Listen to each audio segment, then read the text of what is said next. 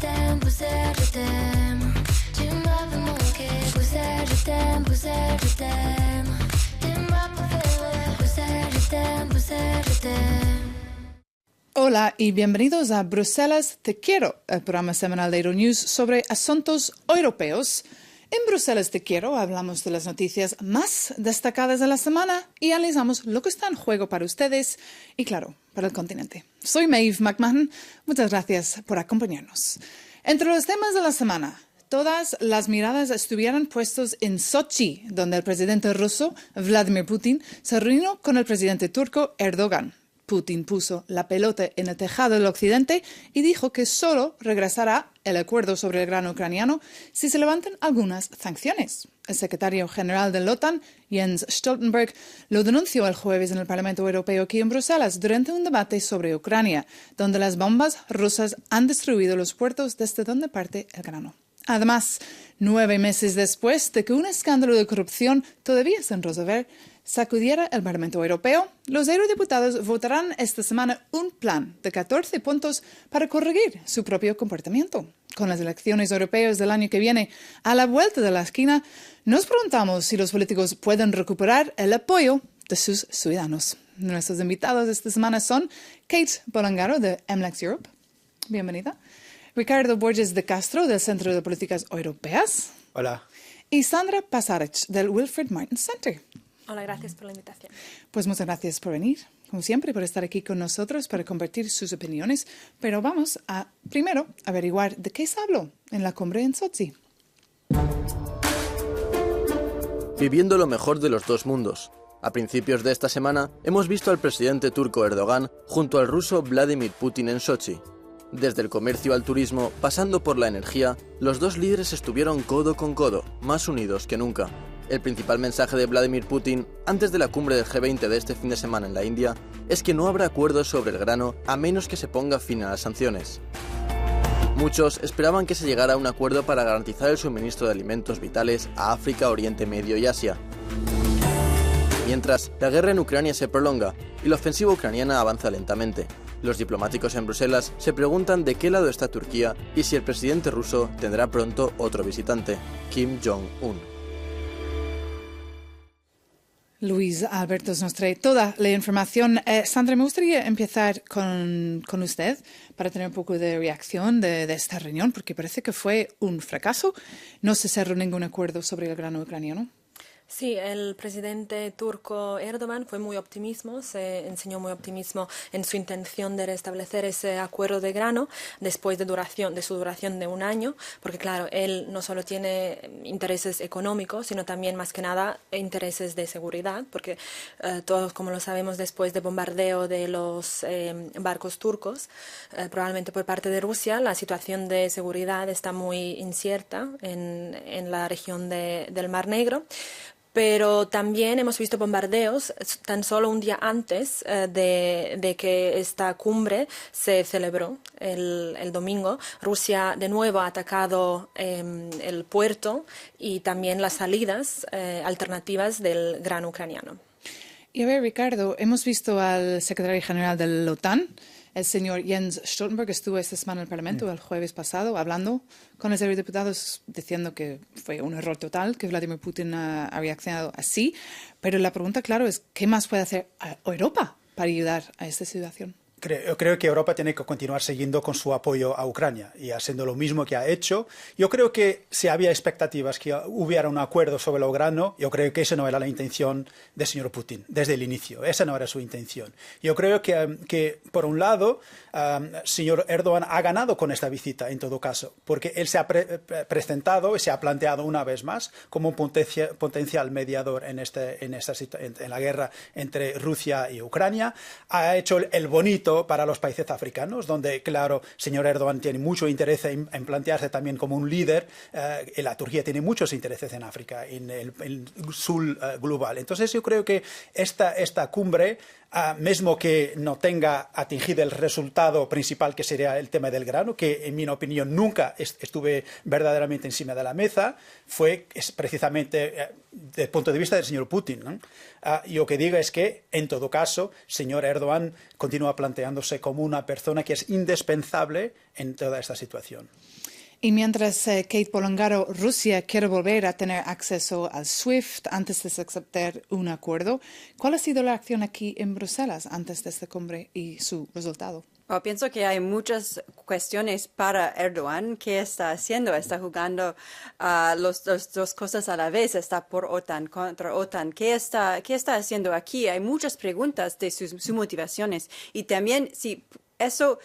Con Putin necesitamos pensar cada vez qué es el juego largo, porque él no piensa solamente ahora, está pensando en muchas cosas más tarde. Y qué es su estrategia de hacer que le quiere, que es más territorio en Ucrania. Es eso que... Y también pienso que para Erdogan es interesante ver que cuando miramos el mapa es que Rusia es su vecino. Entonces, países como Georgia y Armenia, solo ellos que separan Turquía de Rusia. Y pienso que Erdogan también está viendo un poco qué pasa en Ucrania, diciendo, ok, ¿qué va a pasar conmigo aquí en Turquía? Y eso es en Bruselas, cómo eso entra en el juego aquí por también Turquía que quiere entrar en la Unión Europea. ¿Qué es eso también? Es un punto también muy interesante porque esta semana hemos visto al comisario, el señor Olivier Verhey, es el comisario para la ampliación de la Unión Europea. Estuve en Ankara, estuve 2 días ahí, pero antes de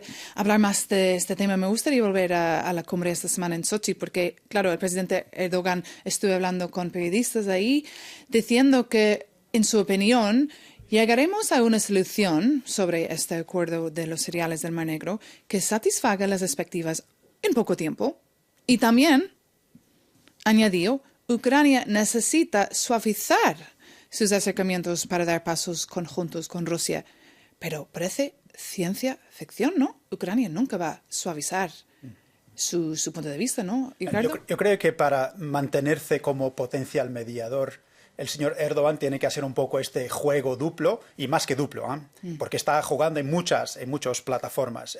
Mas yo creo que, del mismo modo que el señor Zelensky estuve en Estambul, que la Turquía se ha planteado positivamente con la ampliación de la NATO para Ucrania, y que no ha seguramente sido una idea que le ha agradado mucho al señor Putin, aquí también hace consideraciones que al señor Putin van a ser importantes. Entonces yo creo que es una manera de mantenerse, pues no vaya a ser ninguno de los dos, ni Zelensky ni Putin, feliz, más claro que tiene que ver con esa situación también. Claro, es que el presidente Erdogan se mueve muchísimo. Estuve también con el presidente Joe Biden en Vilnius en julio hablando. Como dice, también los ucranianos también estuvieron en su casa. Pero vamos a ver, ¿qué opina aquí en Bruselas la gente sobre el presidente Erdogan como un mediador en este conflicto? Bueno, ya sabemos toda la relación de la Unión Europea con Turquía, ya sabemos lo que son demandas a Turquía, sobre todo conectado a los derechos humanos y en general otras libertades que en Turquía no se están presentando como tales.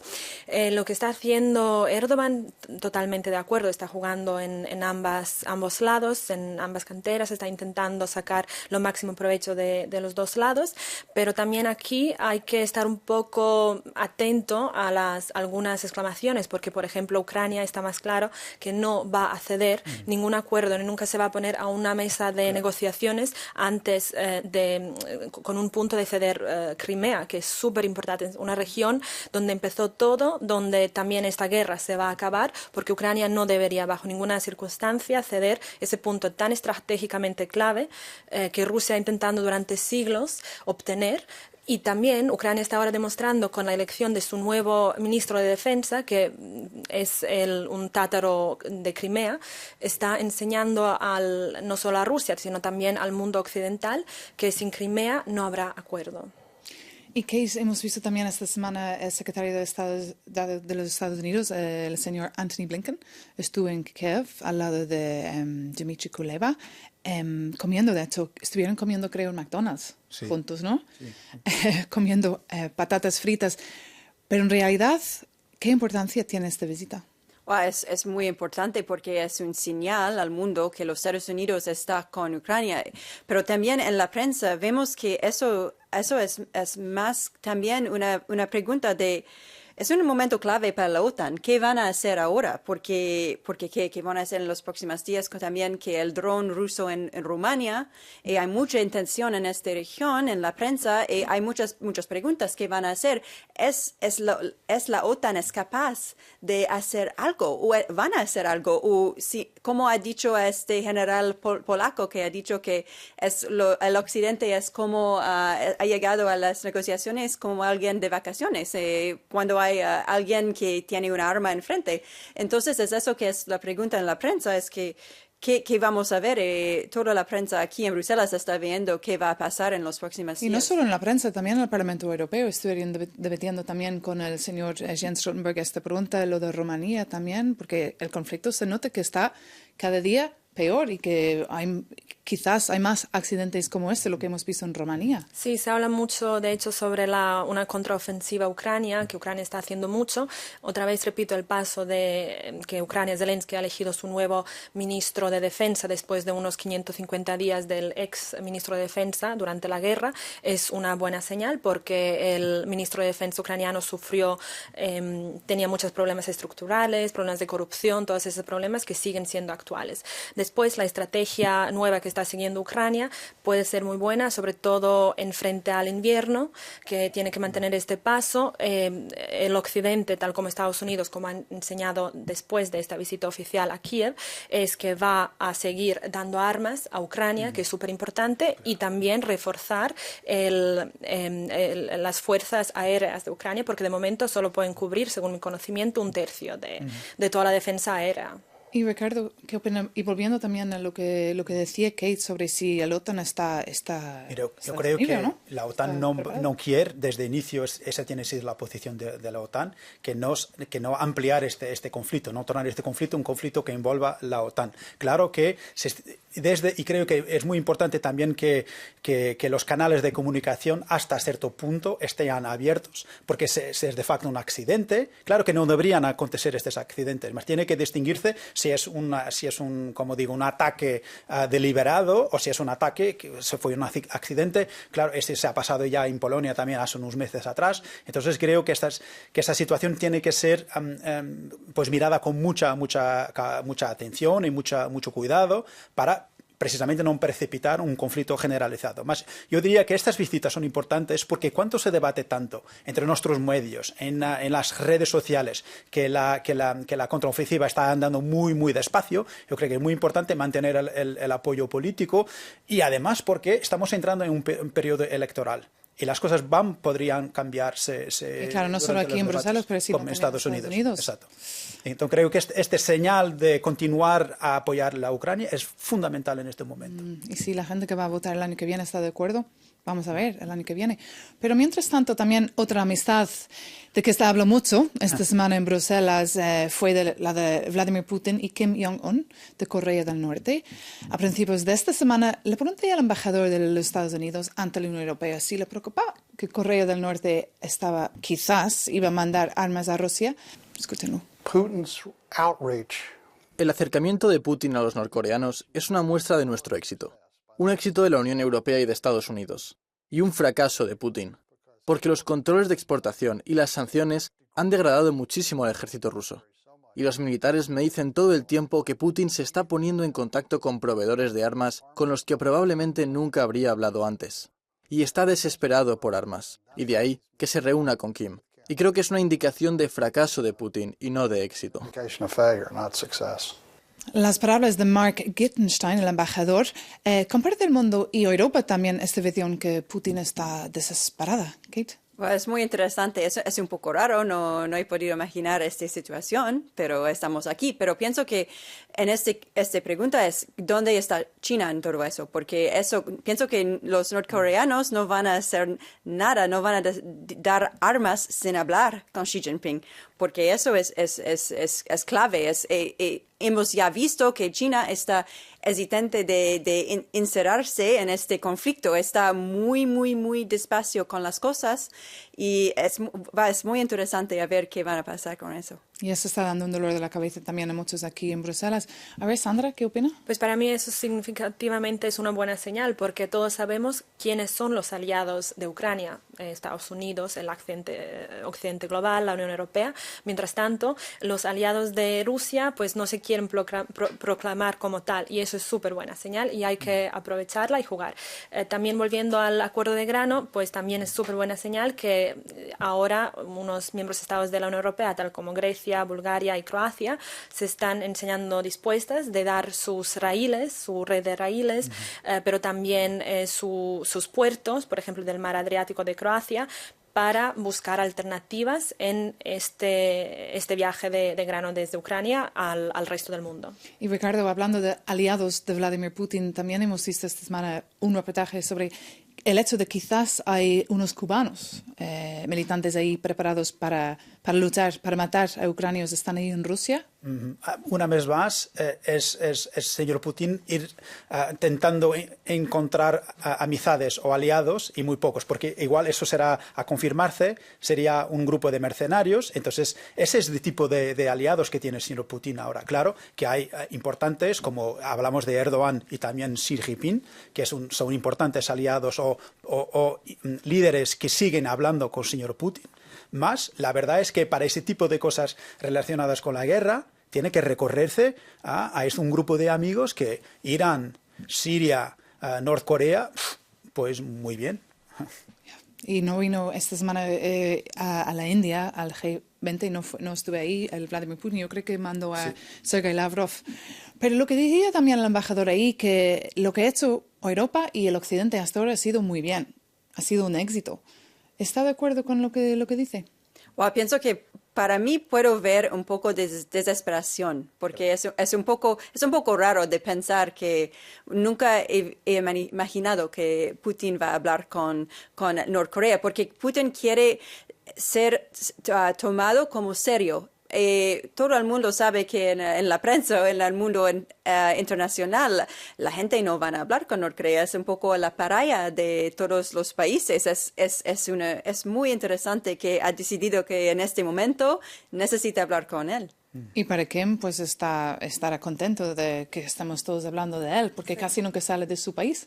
Sí, además la Unión Europea está haciendo un trabajo estupendo, porque lo más importante ahora es mantener la comunicación y el apoyo de sus ciudadanos, sobre todo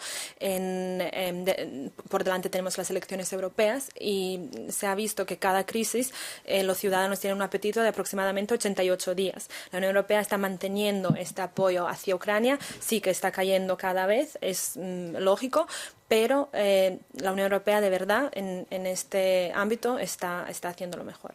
Pero ¿cómo puede ser estupendo cuando la guerra sigue y no vamos a saber cuándo va a acabar? Claro, la guerra sigue porque la Unión Europea aquí también tiene que tener cuidado, porque obviamente no quiere implicarse más, no quiere que la guerra se expanda en otros territorios. Ucrania también tiene un territorio inmerso y yo creo que de verdad dentro de lo que podemos estamos haciendo un buen trabajo. ¿Y dónde está la ONU?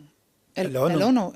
Quiero decir, el objetivo de la ONU es conseguir paz. Yo creo que eso se va a debatir al final de este mes, se va a debatir en las Naciones Unidas, en la UNGA. Van a debatir estos temas, el plan de paz de presidente Zelensky, y se está construyendo una coalición para que se debatan esos temas también. Más yo diría que, en todo caso, claro que es muy importante la unidad que Estados Unidos, europeos y los otros parceros que tienen tenido, más tiene sido muy despacio. Y creo que, claro que, como estaba diciendo Sandra, claro que hay problemas que tenemos que anticipar y que prevenir, más creo que la idea de apoyar a Ucrania el tiempo que dure el conflicto, pues muy bien, más que no dure mucho. Que la apoyemos con más decisión y con más armas, con más apoyo para que pueda repelir este ataque ruso. Y ahí, la verdad, el principal responsable por la situación en donde estamos es el señor Putin y Rusia, nadie más. Y no tenemos mucho tiempo, pero ¿se nota que hay un poco fatiga entre los ciudadanos? Pienso que sí, también soy periodista y pueden ver que en la prensa hay menos y menos que habla de Ucrania. Hay más, los ciudadanos aquí en Europa, pero también en los Estados Unidos están diciendo, pero ¿cuándo vamos a solucionar eso? Eso hay mucho, pone mucha presión. Bueno, me temo que es todo el tiempo que tenemos para este tema, pero quédese con nosotros aquí en Euronews para conocer las últimas noticias del G20 en Delhi. Y tras la pausa, comprobaremos si el Parlamento Europeo ha cambiado para bien desde el escándalo de corrupción del pasado invierno. Hasta pronto aquí en Euronews.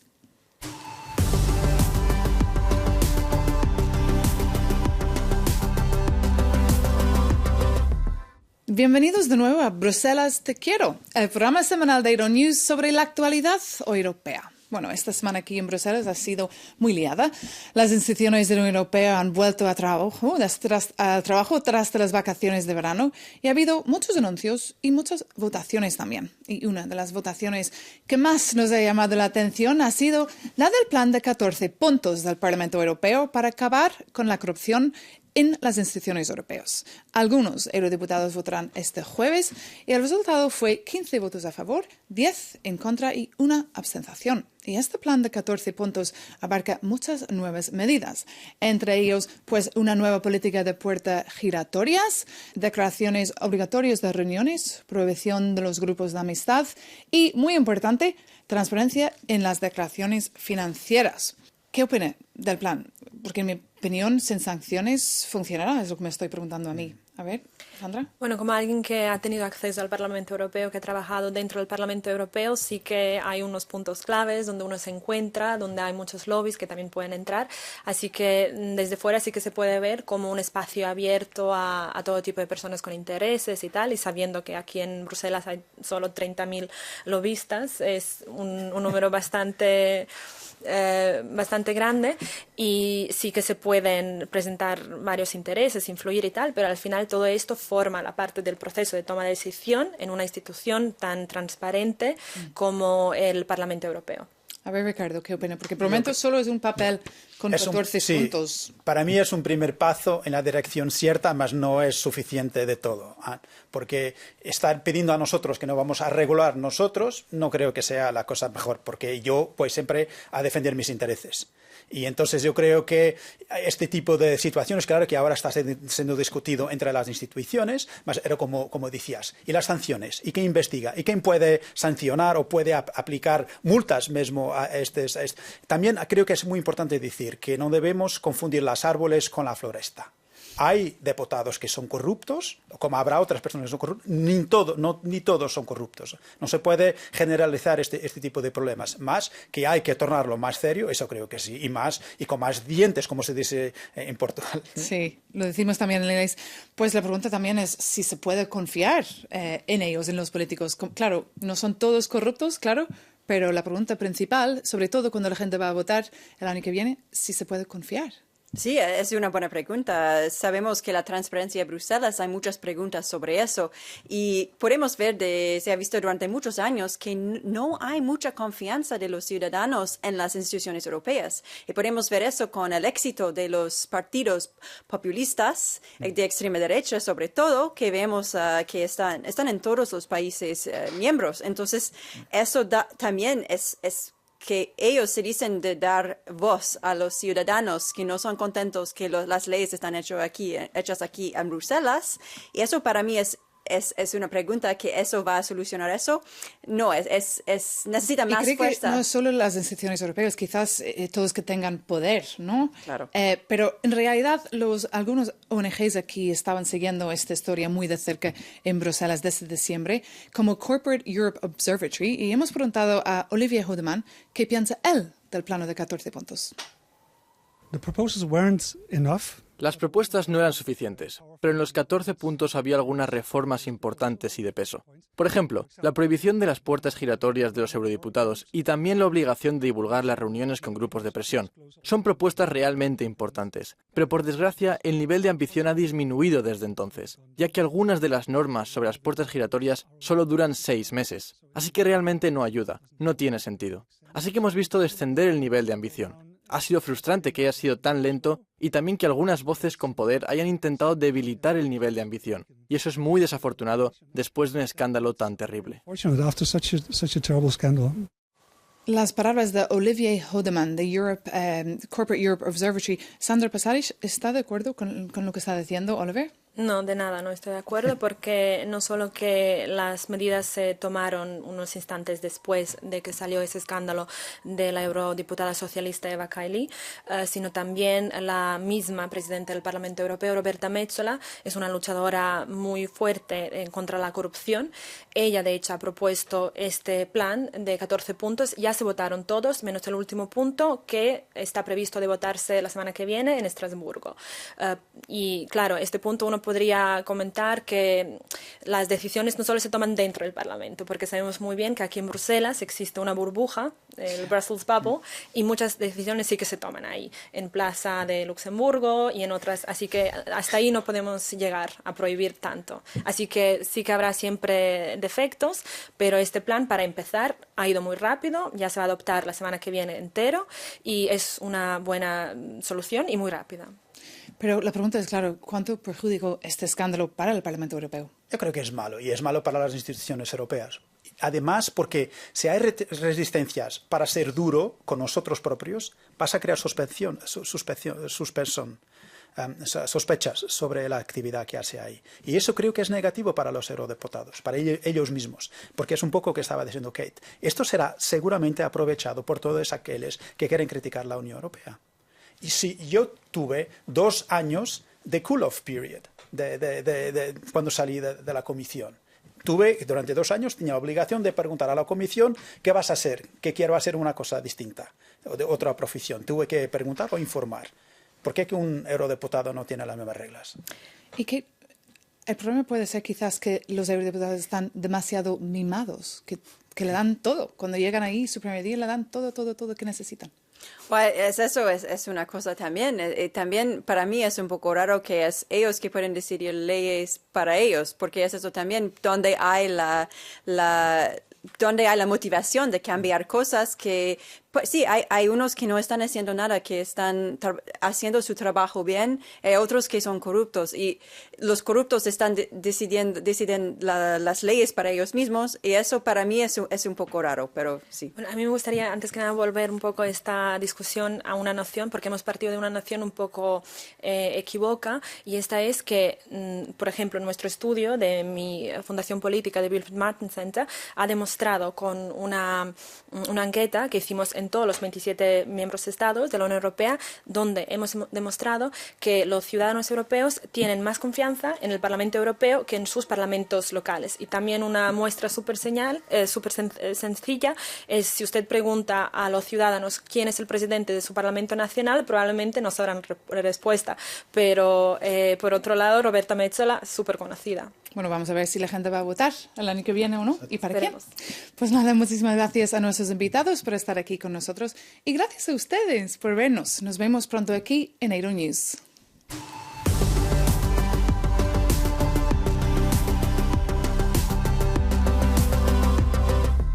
Hola, están viendo Bruselas Te Quiero, el programa semanal de Euronews. Soy Maeve McMahon y junto con mis invitados estamos analizando las noticias de la semana.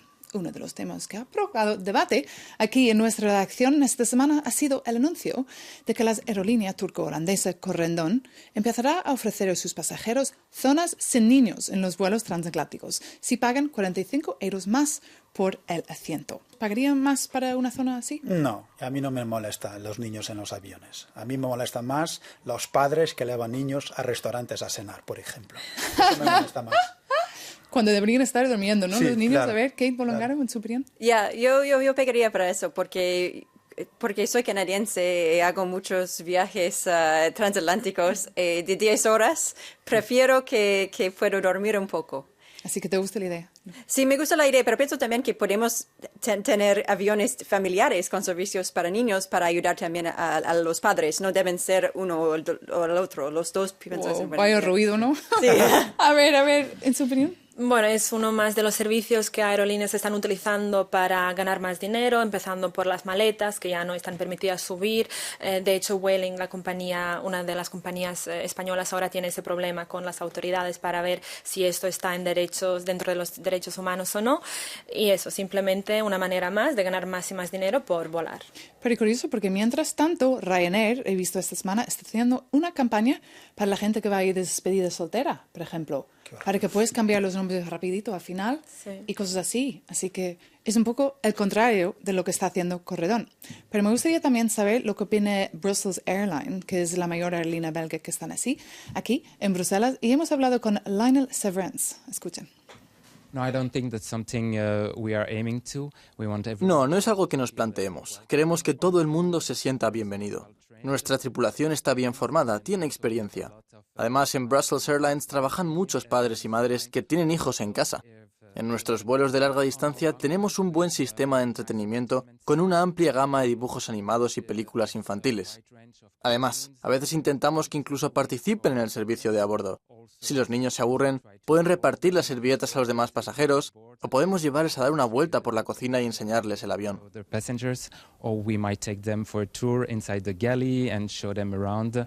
Así que a Brussels Airlines no le gusta mucho la idea. Sí, a mí yo creo que, porque si no tienes alternativa, ¿qué haces a los niños? Yo creo que en un restaurante puedes tomar una decisión de llevarlos o no llevarlos. En el avión, si vas de vacaciones o regresas a casa, si tienes niños, ¿qué haces?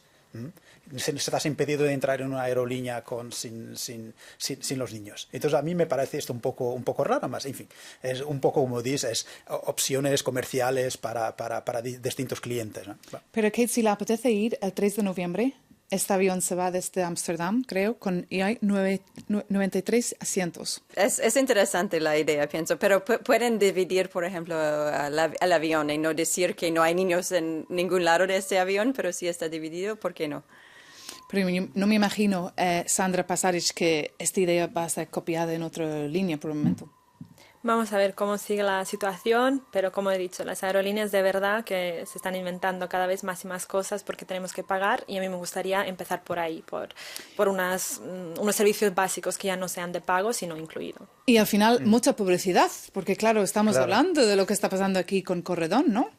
Exacto, no, es claro que sí, que es una medida también que para atraer atención, ¿no? Para darle atención a... Como la semana pasada, cuando hemos estado aquí hablando de tatuajes, dando tatuajes a la gente joven para que sale gratis en... Al final no todos pueden tener bueno community manager como lo tiene Ryanair, la publicidad. Pero es que Michael O'Leary, el jefe de Ryanair, a él le gusta hacer todo y probar todo. Y cualquier idea, estoy convencida, quizás igual va a copiar, si funciona. Sí, igual sí. Porque claro, al final se trata del dinero y hay que seguir siempre el dinero.